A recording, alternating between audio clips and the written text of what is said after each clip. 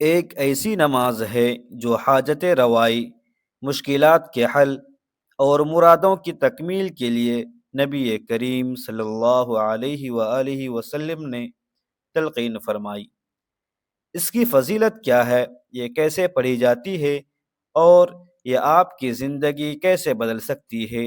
آئیے ان سوالات کے جوابات جاننے کے لیے آگے بڑھتے ہیں۔ کیا آپ نے کبھی سوچا ہے کہ آپ دنیا و آخرت میں ناکامی کا شکار کیوں ہو رہے ہیں؟ رزق میں تنگی، مشکلات کا طوفان، دعائیں بے اثر کیوں لگتی ہیں؟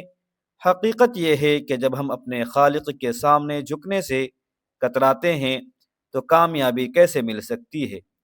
نماز صرف ایک عبادت نہیں بلکہ مومن اور کافر کے درمیان حد فاصل ہے۔ حضرت عبداللہ بن مسعود رضی اللہ عنہ سے روایت ہے کہ رسول اللہ صلی اللہ علیہ وآلہ وسلم نے فرمایا، جو شخص 3 جمعہ مسلسل چھوڑ دے، اس کی بے پرواہی کی وجہ سے اللہ تعالی اس کے دل پر مہر لگا دیتا ہے۔ یہ حدیث صحیح ہے اور تمام اہل سنت والجماعت کے نزدیک معتبر ہے۔ بلا عذر چھوڑنا جیسے سستی، بے پرواہی وغیرہ عذر مثلا بیماری، سفر وغیرہ کی صورت میں گناہ نہیں۔ 3 جمعہ بلا عذر چھوڑنے سے دل پر مہر لگنا یعنی نفاق کی طرف مائل ہونا ایک بہت بڑا کبیرہ گناہ ہے۔ جمعہ کن پر فرض ہے؟ جمعہ ان مسلمانوں پر فرض عین ہے جن میں یہ شرائط پائے جائیں: نمبر 1 مرد ہو، نمبر 2 بالغ ہو، نمبر 3 عاقل ہو، نمبر 4 مقیم ہو یعنی مسافر پر فرض نہیں، نمبر 5 تندرست ہو یعنی بیماری کی ایسی حالت نہ ہو جو جان یا صحت کو خطرے میں ڈال دے، نمبر 6 جمعے کی جگہ پر پہنچنا ممکن ہو، شدید بارش، راستے کا خطرہ وغیرہ نہ ہو۔ عورتوں پر جمعہ فرض نہیں لیکن اگر پڑھ لیں تو ثواب ملتا ہے۔ جمعہ چھوڑنے کے معتبر شرعی عذر: اگر کوئی شخص ان میں سے کوئی عذر رکھتا ہے تو جمعہ چھوڑ سکتا ہے۔ شدید بیماری یا معذوری جس میں مسجد جانا مشکل یا نقصان دہ ہو، سفر اگر 48 میل تقریباً یا اس سے زیادہ کا سفر ہو تو جمعہ فرض نہیں۔ جان و مال کا حقیقی خطرہ، ڈاکہ حملہ یا کسی حادثے کا اندیشہ، شدید موسم، ایسی زبردست بارش، برف باری یا راستے میں خطرہ کہ مسجد جانا مشکل ہو جائے، دیکھ بھال کی مجبوری، ایسے مریض یا معذور کی دیکھ بھال جنہیں اکیلا چھوڑنا ممکن نہ ہو۔ قرآن مجید میں جمعہ کی اہمیت سورۃ الجمعہ آیت نمبر 9 میں بیان ہوئی ہے: اے ایمان والو، جب جمعہ کے دن نماز کے لیے اذان دی جائے تو اللہ کے ذکر کی طرف دوڑو۔ نتیجہ یہ کہ 3 جمعہ بلا عذر چھوڑنا گناہ کبیرہ ہے اور اس سے توبہ ضروری ہے۔ سوچئے، جب نماز ترک کرنے پر ایسی سخت وعیدیں ہیں تو پھر کامیابی کیسے ممکن ہو سکتی ہے؟ لوگ وظائف اور عملیات تو کرتے ہیں مگر نماز سے غفلت برتتے ہیں اور پھر شکوہ کرتے ہیں کہ دعائیں قبول نہیں ہو رہی ہیں۔ دعا قبول ہونے کے اسباب: نمبر 1 خالص دل سے مانگنا، دل میں اخلاص ہو، ریا یا دکھاوا نہ ہو۔ اللہ تعالیٰ فرماتے ہیں ادعونی استجب لکم، مجھ سے دعا کرو میں قبول کروں گا۔ نمبر 2 یقین کامل کے ساتھ دعا کرنا، رسول اللہ صلی اللہ علیہ وسلم نے فرمایا دعا مانگتے وقت یقین رکھو کہ اللہ قبول فرمائے گا۔ نمبر 3 عاجزی اور پیکر مسکینت بن کر مانگنا، دل ٹوٹا ہو، آنکھیں نم ہوں اور بندہ حقیقی محتاجی محسوس کرے۔ نمبر 4 حلال کھانا اور پاک رزق، رسول اللہ صلی اللہ علیہ وسلم نے بتایا کہ حرام کھانے والے کی دعا قبول نہیں ہوتی۔ نمبر 5 اللہ کی حمد و ثنا اور درود شریف سے آغاز، دعا شروع کرنے سے پہلے اللہ کی تعریف، نبی صلی اللہ علیہ وسلم پر درود، یہ دعا کو عرش تک پہنچنے کا ذریعہ بناتا ہے۔ نمبر 6 قبولیت کے اوقات میں دعا کرنا، کچھ خاص اوقات میں دعا ضرور قبول ہوتی ہے۔ تہجد کا وقت، جمعہ کے دن کی گھڑی، اذان اور اقامت کے درمیان، سجدے کی حالت، بارش کے وقت۔ نمبر 7 مستقل دعا کرنا اور جلد بازی نہ کرنا، رسول اللہ صلی اللہ علیہ وسلم نے فرمایا بندے کی دعا قبول ہوتی ہے جب تک وہ جلد بازی نہ کرے، یعنی جلد بازی یعنی یہ کہنا میں نے دعا کی مگر قبول نہ ہوئی۔ نمبر 8 دوسروں کے لیے دعا کرنا، جو دعا انسان اپنے بھائی کے لیے کرتا ہے وہی اسے بھی ملتی ہے۔ نمبر 9، گناہ اور قطع رحمی والی دعا نہ کرنا، ایسی دعا بھی قبول نہیں ہوتی۔ دعا قبول کیسے ہوتی ہے؟ 3 صورتیں احادیث کے مطابق۔ نمبر 1، جو چیز مانگی ہے وہ دے دی جاتی ہے۔ نمبر 2، اس کے بدلے بڑی مصیبت ٹال دی جاتی ہے۔ نمبر 3، آخرت میں اس کا بڑا اجر ذخیرہ کر دیا جاتا ہے۔ یاد رکھیں، جب تک آپ سچے پکے نمازی نہیں بنیں گے، کوئی وظیفہ، کوئی عمل، کوئی دعا فائدہ نہیں دے گی۔ تو کیوں نہ آج ہی سچی توبہ کریں اور نماز کی پابندی کو اپنی زندگی کا لازمی حصہ بنا لیں۔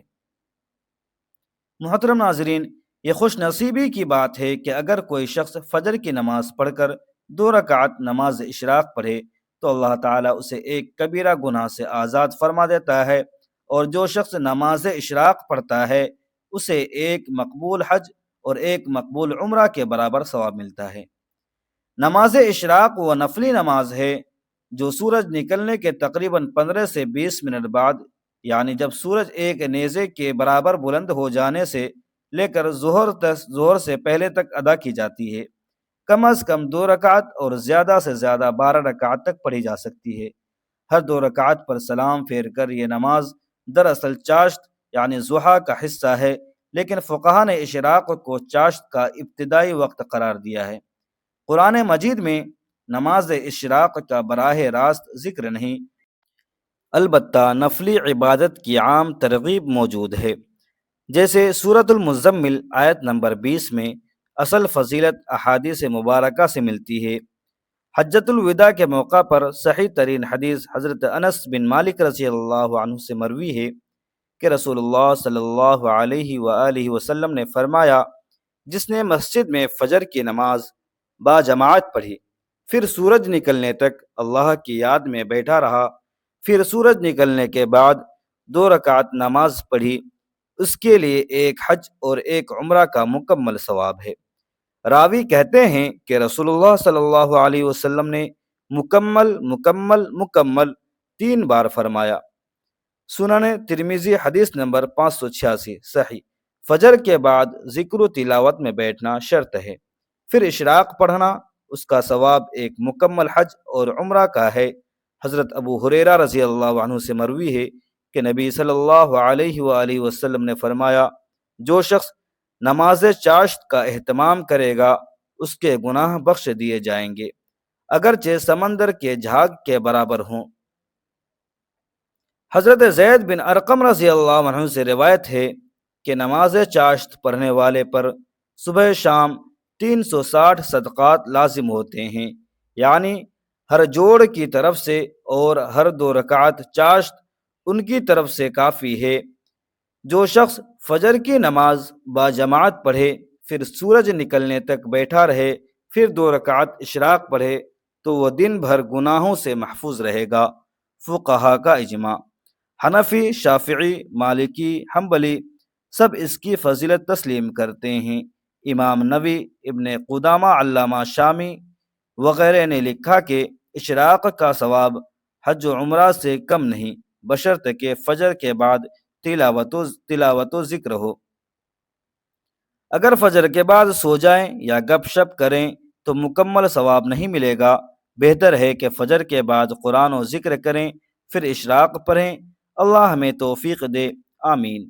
اس لیے ہمیں اس نماز کی پابندی ضرور کرنی چاہیے، کیونکہ وہ لوگ جو نماز اشراق پڑھتے ہیں بہت خوش قسمت ہیں۔ خداوند قدوس ہر روز انہیں ایک مقبول حج اور ایک مقبول عمرہ کے برابر اجر عطا فرماتے ہیں۔